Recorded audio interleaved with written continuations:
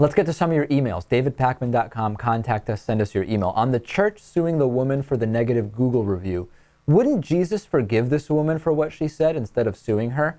No. That's too broad an interpretation of the Bible. As we know, Lewis, you need to interpret the Bible very specifically and for personal benefit.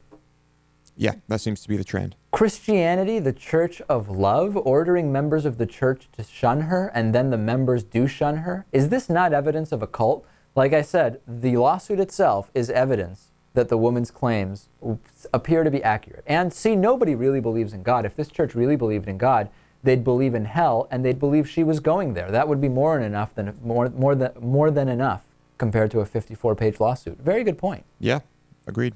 On the baby removed for the plane for supposedly being on the terror watch list, but then actually not, and maybe just being racism based on the airline's behalf. We don't know what happened.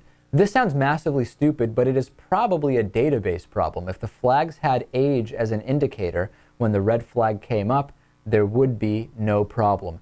That assumes that you're going to have people using logic and actually discerning when these things happen. We often don't see that at airports. Very rarely. And a soiled diaper can definitely be a weapon of mass destruction. I can agree with that. I alluded to that yesterday. Yeah, that's definitely true. On the teens sprayed with Lysol by women claiming that they were acting like sluts and whores at a high school prom, I have only one thing to say to these two females. Isn't there something in your beloved Bible saying, let those without sin cast the first stone? You know, we don't actually have evidence that these women had religion as their primary driver. It's not, I mean, we can assume that based on the location of the story and what was being said, but we don't actually know that. No, I'm still going to assume that is the case. Okay, well, you may be right. These women should be sued for defamation of character as they slandered these young women in public, calling them sluts and whores. Maybe we'll see the countersuit, but only one of the 7 or 8 students involved actually wanted to press any charges. Yeah.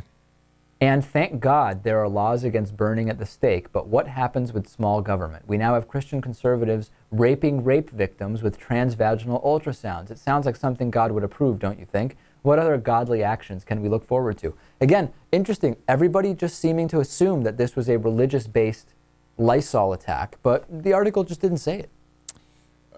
That might have been intentional. Maybe they wanted to avoid that if it was local. On the bonus show, Lewis will tell the story of when he was choked by a stripper at a strip club. It's going to be a shocking tell-all.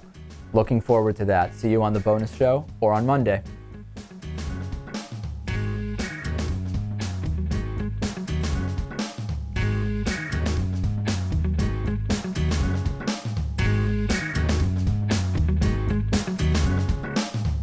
The David Pakman Show at davidpakman.com.